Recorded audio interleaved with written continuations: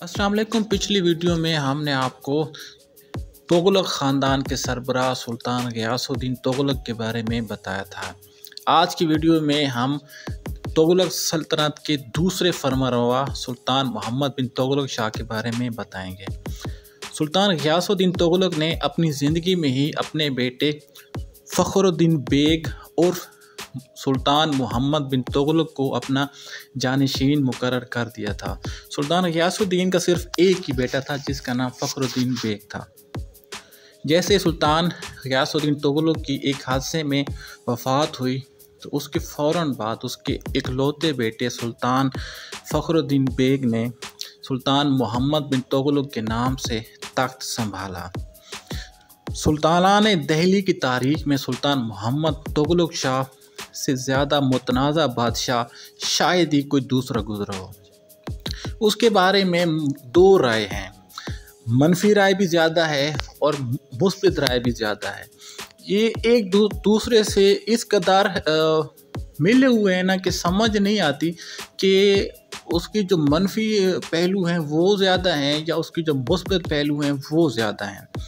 एक तरफ वो इंतहाई सख्त गिर, मुनज़्ज़म और अदलो इंसाफ को जारी रखने वाला बादशाह था, लेकिन दूसरी तरफ वो एक जालिम और बेरहम भी था। वो तालीम याफ्ता और जिद्दत पसंद हाकिम था, मगर न जाने क्यों उसके अक्सर जो मंसूबे थे और जो मुहिम्मात थी वो नाकाम हो गई। कामयाब मंसूबा साज मगर खुशबख्ती से महरूम, नमाज और दीगर मजहबी फ़राइज़ में पुख्ता कार, मगर इसके बावजूद वो अपने मुखालफिन को इबरतनाक और गैर शरई पनिशमेंट देने में बहुत मशहूर था। औलियाए कराम से वो हद दर्जा दिली लगाव रखा करता था, लेकिन इसके बावजूद भी उसकी जो शख्सियत थी वो मुतनाज़ा बन गई। और आज तक जितने भी तारीख़दान हैं वो ये बात समझने से कासिर हैं कि उसके मनफी पहलू ज़्यादा हैं शख्सियत के, या उसकी शख्सियत की जो मुस्बित पहलू हैं वो ज़्यादा हैं। इसी तरह जो तारीख़दान हैं वो जामे तारीख़ हिंद, उसके बारे में मुख्तलिफ़ मौरख़ीन के जो आरा हैं वो हम आपको एक एक करके बता देते हैं। शहाबुद्दीन अल कलशफंदी, इब्ने हिजर अस्क़लानी और इस्लाउद्दीन सफ़ू ने अब इसकी काबिलियत, सखावत और गैर मुल्की मुहक्किकीन के साथ मुखलिसाना सलूक की बुनियाद पर गैर मशरूत तौर पर इसकी तारीफ़ की है।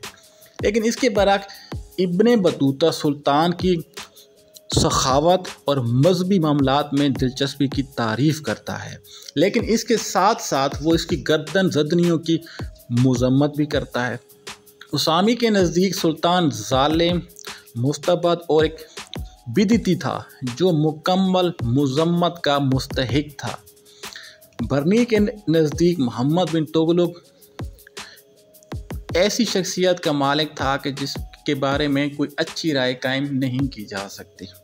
याया बिन अहमद सरहंदी सुल्तान मोहम्मद तुगलक के बारे में लिखते हैं, उमूर सल्तनत बिल्कुल चौपट हो गए, निज़ाम मुमलकत बिल्कुल दरहम बरहम होकर रह गया था। एक तरफ से मुमलकत में रूनुमा होने वाले फितनों का सद्देबाब करने पर तवज्जो दी जाती है तो दूसरी तरफ से फितनों का दरवाज़ा खुल जाता। जब एक तरफ मुल्क में अमन व अमान बरकरार रखने का ख्याल सुल्तान के दिल में आता तो दूसरी तरफ कोई न कोई ऐसा खलल वाक़या हो जाता और उसकी जो तदबीरें थी वो सारी की सारी उल्टी हो जाती हैं और सुल्तान हैरान और परेशान रह जाता। हुकूमत की बुनियाद जो उसके वालिद सुल्तान ग़ियासुद्दीन तुगलक ने मजबूत कर दी थी उसके तौर हुकूमत में बिल्कुल कमज़ोर होकर रह गई। एहतलाल ममलकत, नुकसान दी, अपनी तशवीश, मलिकदारी, दस्तगाह शरियारी में से उसके पास कुछ भी बाकी ना रहा। सुल्तान मोहम्मद बिन तुगलक एक बहादुर, जरी मगर जालिम सपसलार था। वो अपने मुखालिफिन के साथ मामूली से मामूली जुर्म पर भी दर्दनाक पनिशमेंट देता था। उसके महल के सामने शायद ही कोई दिन ऐसा गुजरा हो जब किसी इंसान की लाश ना लटक रही हो। इसकी बेशतर ज़िंदगी मैदान जंग की दहशत व वहशत में गुजरी और बरसरे इक़्तिदार आकर भी उसका ज़्यादातर वक्त बगावतों को कुचलने में सिर्फ हुआ।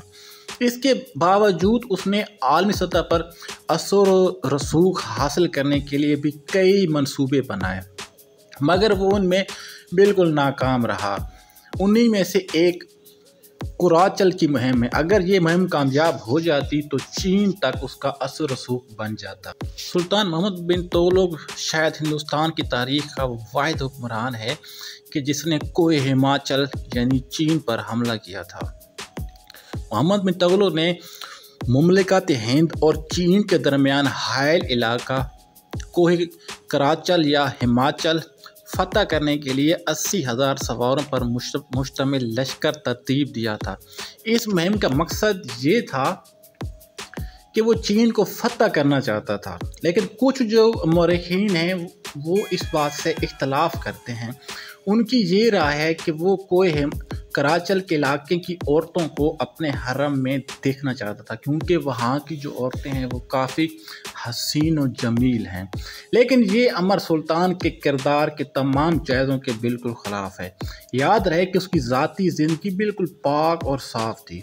उसका किरदार ऐसी बुराइयों से बिल्कुल साफ़ था कि जो हिंद के वस्ती ओद के दीगर बादशाहों के किरदार पर धब्बा थी। कुछ मरखीन का ख्याल है कि वो पहाड़ी इलाके के सरदारों को अपने इक़्तिदार आला के ज़ेर असर लाना चाहता था। ये राय इस हवाले से मुतबर है क्योंकि अशोक आज़म के बाद वो वाहिद हुक्मरान था कि जो जनूबी हिंद और शुमाली हिंद की एक इकाई के नज़रिए का अलमबरदार था। यानी कि जो आजकल भारत अटूट अंग है, यही जो नज़रिया है सुल्तान मोहम्मद भी इसी नज़रिए का कायल था। याह्या बिन अहमद सरहंदी के मुताबिक सुल्तान मोहम्मद ने अपने सवारों को हुक्म दिया कि वहाँ से जब वो नशेबी इलाके में आएँ तो वापसी के रास्ते में चौकियाँ बनाते जाएं ताकि लौटने वक्त दुश्वारी उनको पेश ना आए।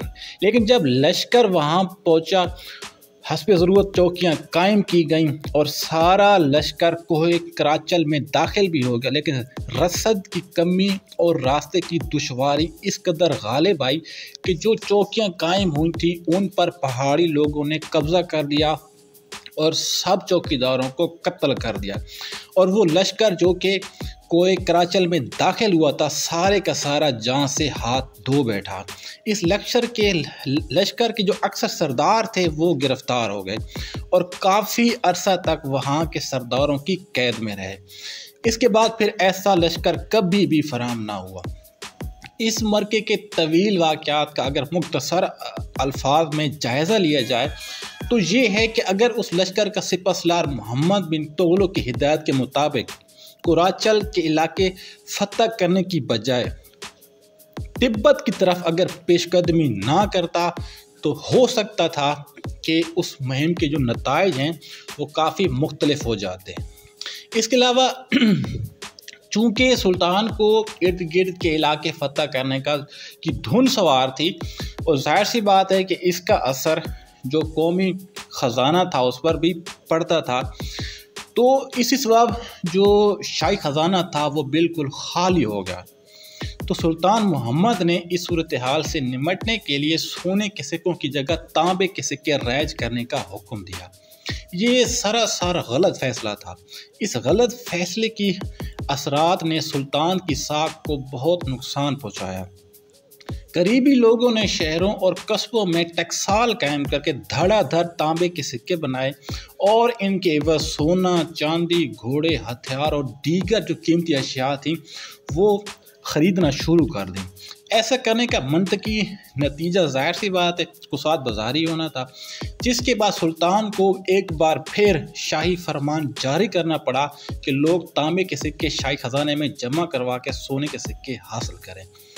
इससे जो शाही ख़जाना था उसका बिल्कुल भरकस निकाल दिया। दूसरी जो सुल्तान की आप कह सकते हैं कि गलती या दूसरे सुल्तान की मतलब जो कम अक्ली थी वो ये थी कि सुल्तान ने अपना जो दारुल हुकूमत था वो दक्कन में देवगिरी का एक उसने शहर आबाद किया जिसे बादशाह दौलत आबाद कहा जाने लगा और फिर उसी शहर को जो है उसने अपना दारुल हुकूमत करार दिया और इसके बाद फरमान सादिर किया कि दिल्ली और मुज़ाफ़ात के तमाम बाशिंदों को कारवां दर कारवां दौलताबाद में मुंतकिल किया जाए और उनके लिए मकानात ख़रीदने के लिए शाही ख़जाने से पैसे दिए गए।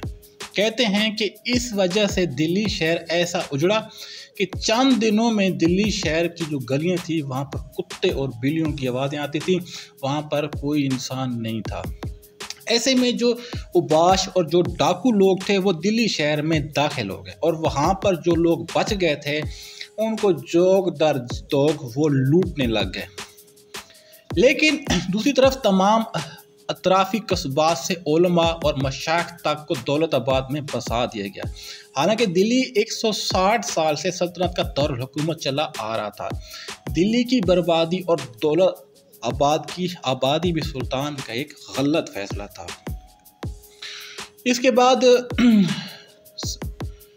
सन 6558 हिजरी में ये मुतनाज़ा शख्सियत का बादशाह सिंध के लाटे ठट्ठा के करीब तरह सिंध के किनारे बीमार होकर फौत हो गया।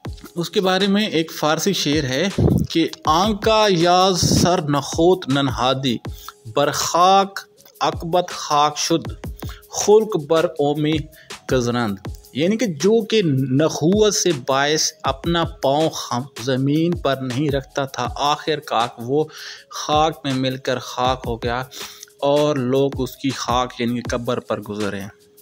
ये अमर भी एक तारीख़ी हकीकत है कि मौरख़ीन ने सख्त तरीन इख्तलाफात भी किए हैं सुल्तान मोहम्मद से, लेकिन इसके ज़ाती और निजी किरदार पर किसी किस्म का कोई धब्बा भी मौजूद नहीं। हालांकि जो मुग़ल बादशाह थे या जो दूसरे बादशाह थे, शराब जना और जो मतलब ऐश परस्ती होती है वो उसके दिलदादा थे, लेकिन सुल्तान मोहम्मद जो था वो इस चीज़ से बिल्कुल पाक था। इसके अलावा इसकी जो दीनदारी है इसमें किसी किस्म का कोई इख्तलाफ नहीं है। लेकिन हाँ, जो उसका जुल्म है ये वो वाहिद चीज़ है कि जिसके बारे में मुख्तलिफ जो तारीख़दान हैं उन्होंने अपने अपने अल्फाज में उस जुल्म को बढ़ा चढ़ा कर पेश किया है। बहरहाल जो भी हो, लेकिन ये था कि सुल्तान ने अपनी तरफ से कोशिश बहुत की थी कि उसकी जो सल्तनत है वो वसी हो जाए और उसने अपनी हुकूमत में इंतज़ामी तब्दीलियाँ भी की थी, उसने लश्कर कुशी भी की थी, उसने अपनी राया को खुशहाल करने के कई मंसूबे भी बनाए। लेकिन शायद उसका नसीब ऐसा था या शायद कोई अल्लाह को ऐसा मंजूर ना था, इसलिए उसके जितने भी ये मंसूबे थे वो सारे के सारे जो है बिल्कुल नाकाम हो गए और यूं